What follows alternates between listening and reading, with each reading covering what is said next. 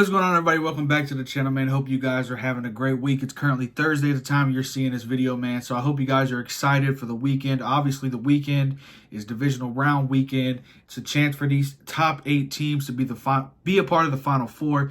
A chance for them to go on to win their conference and have a chance to play for the Super Bowl. So it's one of the best weekends in all of football, in my humble opinion, man. I am super excited for it. But that's not all we're talking about today. We're going to be talking about 2 things. The first thing, the coaching carousel. What all is going on in the world of the NFL coaching side of things, from the firings that we've had to, we haven't had any hirings yet, but the openings. I'm going to give you my opinion on who and why and where these coaches will be coaching next year. And then we're also going to be talking about what we just mentioned was the divisional round of the playoffs for the NFL. So the 2-1 are once again like we did last week. I know last week's video didn't do as well, but that's okay. We're going to keep going. Also, just want to give you a quick update. TikTok has been blowing up for me. Now, I say blowing up loosely. I've been averaging about 200 to 300 views a video. We just hit our first 1K view on TikTok. Obviously, it's not as big of a deal. On TikTok, things are a little bit different over there than YouTube.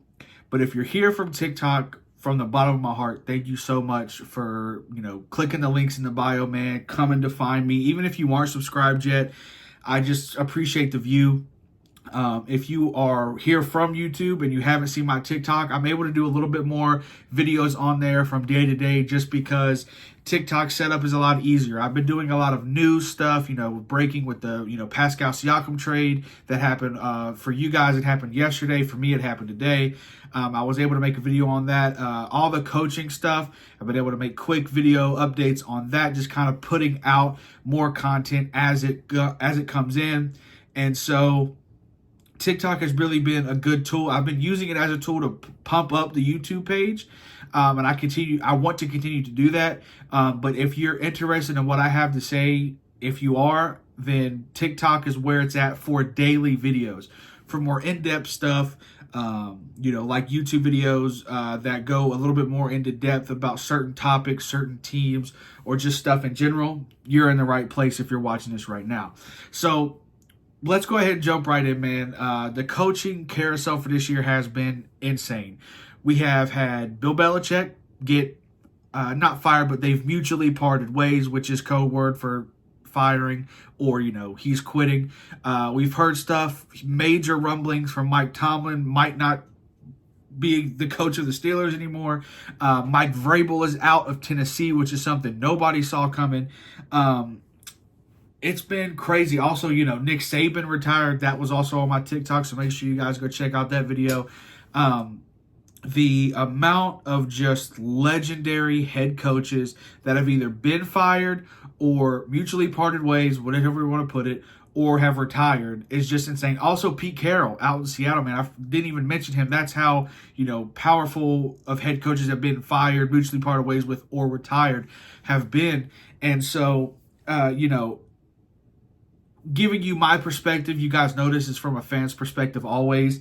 As a Saints fan, I am pissed because all of these head coaches out here are great. You've got young coordinators that are coming up that could be really good, and you've got solidified head coaches like Mike Vrabel that are just out and about wandering around looking for a job. And the Saints are sticking with Dennis Allen. Even though they fired Pete Carmichael, it's ridiculous that Dennis Allen is even a candidate at all, let alone has a job, let alone is solidified in the next year. So anyway, you know what I mean? I could go on all day about the Saints and the mistakes that they've made in the past 5 years.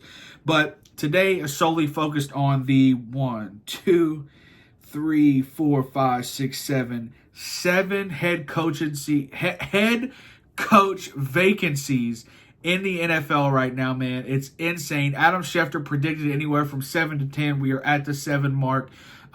It'd be a little bit shocking to see this well into a lot of teams off season, even though it's been, 2 weeks? 2 weeks to 3 weeks I think 3 weeks, to see another firing. I feel like firings happen pretty quick and often. If they haven't happened to this point, it's hard to see a coach getting fired just because of the fact that nothing big is happening, right? Like typically at the end of a season, a loss could happen. You lose a player. Now, the one kind of one-off right now that we'll talk about as we go down the list as I start picking my coaches and putting them in places. Dallas. Dallas is the one team that is a wild card right now. Jerry Jones is he's very pissed off that they lost that bad to the Green Bay Packers, a young and up-and-coming team. He's very upset about that. So, one, he could fire Mike McCarthy, and I could obviously see Bill Belichick going there. Solidified team. All it needs is that right coach to be able to put the team in the right positions. There would be no mismanagement of time. There would be no anything else like that with Bill Belichick and his staff. And so that's the one that we're kind of waiting for right now, that you normally don't see a playoff team fire their head coach. So that's why I think it would be shocking to see another head coach fired, non-playoff or playoff, except for the Dallas Cowboys. They are a little bit they're just in a different realm by themselves right now for the disappointment that they're in, and with all the legendary head coaches that are out there that Jerry Jones might be able to sign to just make that extra run before he unfortunately probably passes away, so he could see one before he passes away. But anyway, man, like I said, there's 7 right now: Panthers, Raiders, Chargers, Falcons, Commanders, Titans, and Seahawks. Let's go ahead and start with the list I have. I have it in order of that. The Panthers, I think they're going to get the defensive coordinator for the Rams, Raheem Morris. He most recently interviewed with them, I believe. I'm not sure of the specific day, but sometime this week. Heard rumblings that it went very, very well. I follow some people on Twitter that are very in tuned into the Panthers organization as far as not anybody that works in there. It's not like I have sources, but, beat writers and different things like that. Being from West Virginia, we're close to that area. They're kind of one of those teams that people from here enjoy watching. They're kind of fans of them because they're somewhat close, very similar to like Pittsburgh, Cleveland, Baltimore, Cincinnati, those teams that are around Charleston.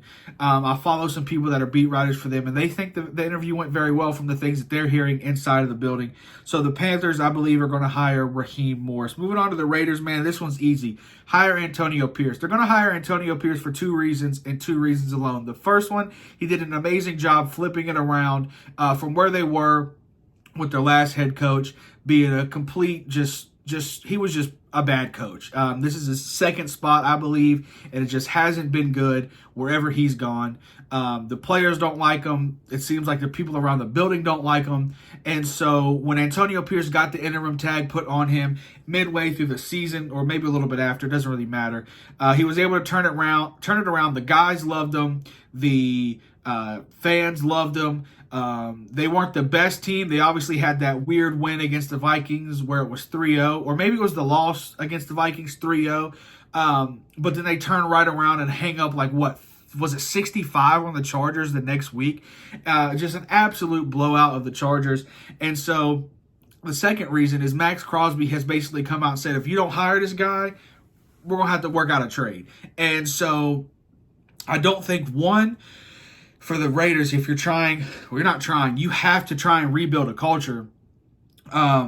You don't want one of the main guys, your pillar guy on that defense, wanting to leave, especially if it's over a coach who, one, is in the same position as Rich Bisaccia was 2 years ago, where he took over the team, went to the playoffs, and almost beat the Bengals, who went on to make to the Super Bowl.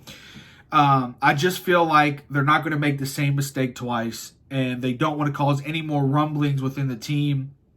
Obviously, Devontae Adams earlier in the season was like, hey, do you want to trade me? And they were like, no. And he's like, all right, I don't want to be traded. It was like, you know what I'm saying? It was like a mutual, like, no, we're not trading you. Okay, I wasn't even asking, but I was just trying to, you know what I'm saying? I was just trying to know. So I think the Raiders go with Antonio Pierce. Moving on to the Chargers. The Chargers just completed an interview with Jim Harbaugh yesterday for you guys would be Wednesday. So for me, it would be today, Wednesday. They completed their interview with him. Listen, I could see him going back to Michigan. I could see him being someone who goes to the Falcons. He also completed an interview with the Falcons along with Bill Belichick. We'll talk about him in a little bit. But I think quarterback fits with his style of play. Obviously, they have some decisions to make with their cap money, different things like that, cap room. I think he wants to come into a spot that has struggled in the past. He obviously has ties from being a player there, but I think he wants to come into a team that's like almost there. You could see them being there with the talent they have, but they haven't been coached correctly. And that is the Chargers in a nutshell. Now, will he be able to kind of turn around kind of the just weird things that happen in Los Angeles for the Chargers? I don't know. But I do like the way he coaches. He seemed to be a very team-oriented guy. He seems to be able to build a team very well from what we've seen from Michigan. He's also been able to prove himself to be somebody who can take a hit on the chin like he did during the COVID year where they were just terrible and turn the team back around and win a national championship. So for me, I think that he is the perfect fit for the Chargers. Now, the Falcons are the next name on this list, and I have two people. I believe Raheem Morris is a prime candidate for this team as well. But I think, given how it is right now, there's no Cowboys firing. Bill Belichick is still on the market. I think he goes to the Falcons. He did complete an interview with them today, Wednesday. He did complete an interview with them. He's been linked with them ever since. But even before he mutually parted ways with the Patriots, he was kind of linked there. They have a lot of talent. They have a very high draft pick. Not very high. I think it's top 10, which is still, you know what I mean? Especially in this draft class where a quarterback could fall to you with that position, or you could trade up depending on what he wants. I don't think Desmond Ridder or Taylor Heineke are the guys there. They have a lot of talent. Bijan Robinson, obviously Drake London, Kyle Pitts. The defense is very good. They just signed Jesse Bates last offseason to a big deal. I think this is one of the best spots for Bill Belichick to go, just because of the pieces they have around him. I also think it would be very funny for Bill Belichick to be the Falcons head coach after completing not the biggest comeback in NFL history, but probably the most known comeback in NFL history in the Super Bowl. So if it's not Bill Belichick because maybe the Cowboys job opens up or some other circumstance, I believe it could be Raheem Morris. They signed him before the Panthers get to him. But I think Bill Belichick is going to end up in Atlanta. Moving on to the Commanders, man, this is an interesting one. Now, for me personally, I think they should hire within and get Eric Bieniemy his first chance at being a head coach. I think he more than deserves it. I haven't heard his name much this coaching cycle. I feel like every year you always heard his name. He was always interviewing, but this year I haven't heard him interview. Now, it's very early on, I know that, but I think it's pretty much set that he's not going to. I mean, I feel like, why would you wait if you're him? Why would you wait to go, interview? The season's over for you guys. You're not, in the playoffs or anything. I don't see a real reason for him to be waiting around. And so I personally, unless he is getting the Commander's job, that's why he's not interviewing. I think it's Ben Johnson, the offensive coordinator for the Lions. I think he fits very well there. I think they have a decently high draft pick as well. He's an offensive guru. Now, obviously, those always don't work out. But being able to do what he did with this Lions offense and just turning it around from last year, Jared Goff is a mid-tier quarterback. I don't think anybody would disagree with that. They obviously have a lot of good weapons. So do the Commanders. They have really good wide receivers. They have a really good running back. Offense and defense could use some work, but they're probably going to draft. They have a lot of cap room. And so for me personally, I think Ben Johnson, offensive coordinator for Lions, goes to the Commanders. Moving on to the Titans. I think the Titans have built this image of defense, right? Obviously, Mike Vrabel was a defensive guy.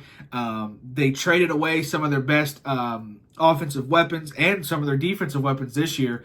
But I'm going to make this one short and sweet. I think Lou Anarumo leaves Cincinnati. I think he's the next Titans head coach, just because of that defensive mindedness that they want to keep, that kind of aura around them as the Titans organization. And so I think Lou Anarumo is the perfect fit. We've seen what he's done this year with the Bengals defense. Obviously, they didn't make the playoffs, but they lost a couple people for injuries and to free agency, most notably Jesse Bates. And so we were worried about what they were going to be, but he's a heck of a coach, man. He can really do everything you need him to do.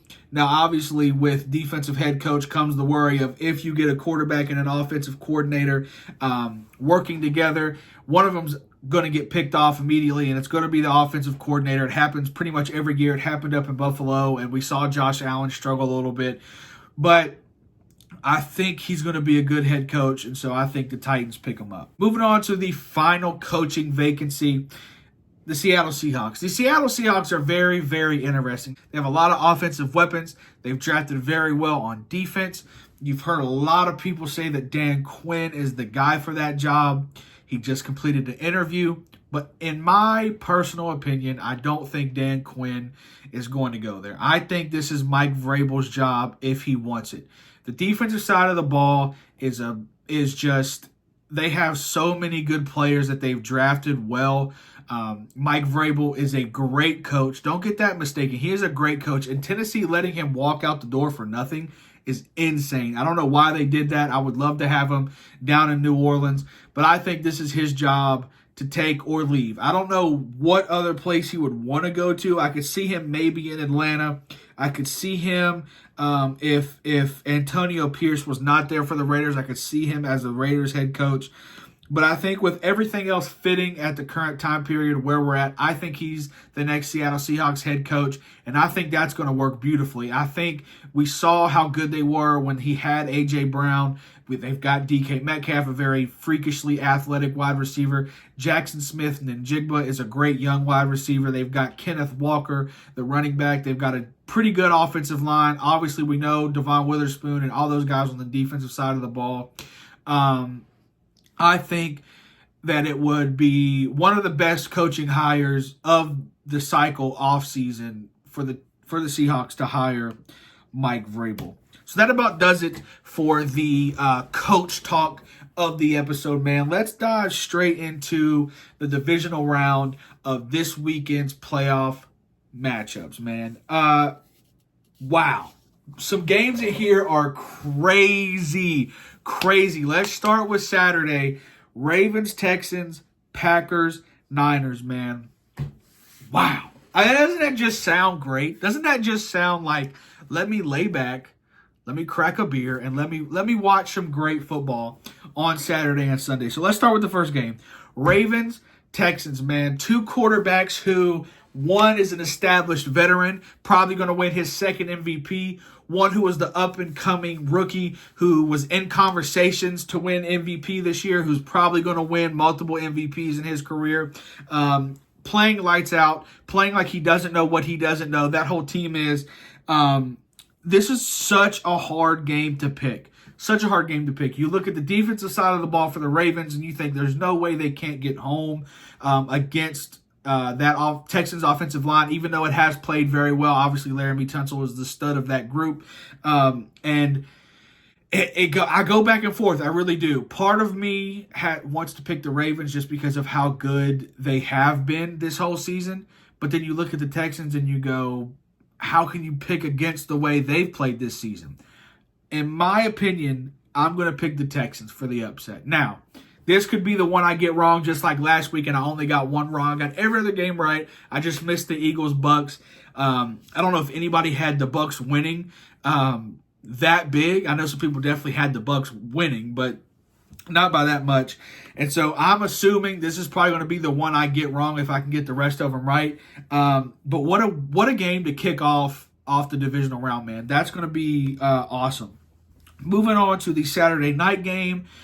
Green Bay, San Fran. A tale as old as time. Green Bay beats Dallas, and Dallas, as we all know, was going to happen. And then they go to play San Francisco, and that's typically when Green Bay loses. I mean, it happens. It's just like, it's just, when you know the sun's going to come up in the morning, you know what I mean? Like, it's just what happens. I think Jordan Love still has a great game. I think they have a great game. I just think that the Niners are too much. I just think they're a better team than the Cowboys, so I think they're not going to fall apart in pressure. If Green Bay does come out to a hot start and score a touchdown, CMC's had 3 weeks off to this point. That could hurt him, but also at CMC, he's back fully healthy. And so I'm going to pick the Niners. So for the first two games, we got Texans, Niners. Moving on to Sunday. Sunday's going to be something else. Now, Lions-Bucks is the first game. It's not the best game, not the best matchup. It's going to be a fun one, though. I'm going to take the Lions. I don't really have much to say about it. I think the Bucks are lucky to be here and to be advancing to the next round. I don't think they have enough to beat the Lions team. I really don't. Mike Evans, Chris Godwin, great wide receivers. Baker Mayfield's been playing out of his mind. Rashard White has been playing very well. They dealt with a lot of drops in the last game. They probably should have beat the Eagles by like 40, if we're being honest, with all the drops that they had. I don't think that the defense for the Lions is going to not take advantage of those drops, unlike what the Eagles weren't able to do. And so for me, I'm taking the Lions. Moving on to probably the game of the week, Sunday night. It's cold. It's Bills-Chiefs. But in Buffalo, Patrick Mahomes' first game, playoff game, non-home besides the Super Bowl, not home game in the playoffs, and it's at Josh Allen's house. What more could you ask for? When people say the NFL is scripted, this is what they mean. The matchups are too perfect. It just feels like they had to be scripted. And so this game is going to come down to probably the last possession, like it always does. It's probably going to be a shootout, like it always feels like it is in the playoffs. But this time, I think it's Josh Allen and the Bills' time to move on. Now, have we always felt like that? Yes. Is it happening? I don't know. That's what we have to watch the game for. But for me personally, I'm picking the Bills to move on. So all four winners, I have Texans, Niners, Lions, Bills. So what would that be? That would be Texans, Bills, AFC Championship. Yeah. Texans, Bills, and Lions, Niners, NFC Championship. So, I mean, next week's or the weekend after that's going to be even better football. I mean, this is awesome. This is why we love sports. This is why we watch sports, man. Let me know down in the comment section what you guys think about my coaching picks, where, who, why they're going to land there. Let me know what you guys think about my picks for the divisional round, where I'm wrong, where I'm right. Also, hit up all the links in my description, man. From TikTok to Twitter, that's where I'm most active at. Definitely hit up my TikTok if you're interested in live updates as news comes in. And yeah, guys, I'll catch you on the next video. Peace out.